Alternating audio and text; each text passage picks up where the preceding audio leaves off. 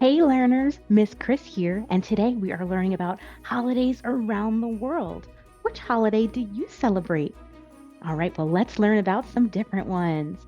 First off, we're going to learn more about Christmas. Did you know that this originally started as a Christian holiday to celebrate the birth of Jesus Christ?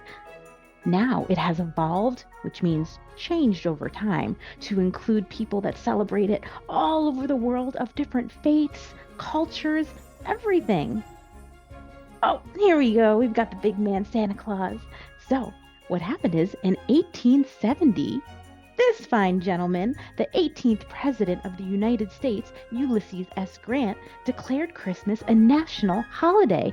That's why you might notice you don't go to school on Christmas. You might have a long break, and grown-ups, don't have to go to work that day. Not all, but many.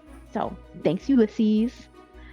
Christmas is also celebrated by Christmas carols, wrapping presents and putting them under the tree, decorating Christmas trees, making gingerbread houses, and lots of other fun traditions. Now we've got Lunar New Year or the Chinese New Year. Have you heard of this one? Well, let's learn about it. The start of the Chinese calendar or the Lunar New Year is when this occurs. It's also called the Spring Festival. This festival lasts 2 whole weeks, and legend has it that thousands of years ago, a monster would attack villagers at the beginning of each year. But the monster was afraid of loud noises and the color red. So now, when we have the Lunar New Year celebrations, you'll see lots of red and people having firecrackers. So let's see if we can find some more red. Oh, yeah. And here's a dragon because dragons in the Chinese culture are a symbol of good luck and good fortune. Okay, let's see if we can find anything else. Oh, the lanterns, of course. Another tradition is to set off these beautiful lanterns. The Lantern Festival happens at the very end of the Lunar New Year festival. People can carry them during parades or hang them outside, like we see here. Okay, next up we have. Oh, Diwali is called the Festival of Lights, and it is celebrated by people who practice the religion Hinduism. It is also celebrated by Buddhists and Sikhs. It celebrates the triumph of good over evil, and it's the most important holiday in the Hindu religion. All right, we've got the firecrackers going. You will also see people eat a lot of delicious sweets as part of the food they have during Diwali. Here we've got some of the sweets laid out. Mmm, those look good. And here is a beautiful rangoli decoration. Now, these can be made from colorful sand, flour, rice, flower petals, and it's thought to bring good fortune, good luck, and also keep bad spirits away. Wow, here is a family looking extra dressed up and beautiful for the Diwali celebrations. All right, does anyone know what this is? If you said a menorah, great job. Yes, this here is a menorah, and you might notice that it has 9 candles. So there are 4 on each side, and the central candle is a shamash, and that is used to light the other 8. Hanukkah, also known as a festival of lights, and this is celebrated by Jewish people who practice Judaism.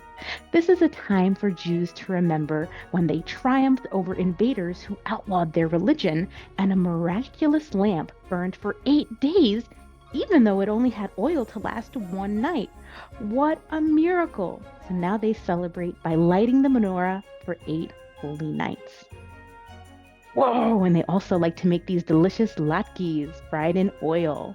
Let's see if we can find some more delicious food that's eaten during Hanukkah. Oh, we are up to Kwanzaa. They have something that looks a little similar to a menorah. Does anyone know what that is called? If you said a kinara, you are correct. Let's see if we can get a closer look. Here we are. So the kinara only has 7 candles. You might notice that they're not all different colors, but we have 3 red, 3 green, and 1 black. So the black color in the middle celebrates unity. The 3 red signify the past, and the 3 green signify the future. let's learn a little bit more about Kwanzaa. So, this is observed during the last week in December, and it was established in 1966 by an activist and educator named Maulanga Karenga. Now, this gentleman wanted to encourage pride within the Black communities, so this holiday was created to empower African Americans to rediscover and honor their African roots. The word Kwanzaa actually means first fruits in Swahili and refers to the joy people feel when celebrating the harvest season. And they have another big party. Let's see if I can find it. On December 31st, the end of Kwanzaa, there is a big celebration called a Karamu with food, family, dancing, and singing. All right, let's see what our next holiday is. Ramadan. Ramadan is celebrated by those that follow Islam. They are called Muslims. Ramadan is the 9th month of the Islamic calendar. During the month of Ramadan, Muslims do something called fasting. This means they do not eat or drink anything from when the sun comes up until the sun sets. The meals they do have are very special. The meal eaten before sunrise is called sahur, and the meal after sunset is called iftar.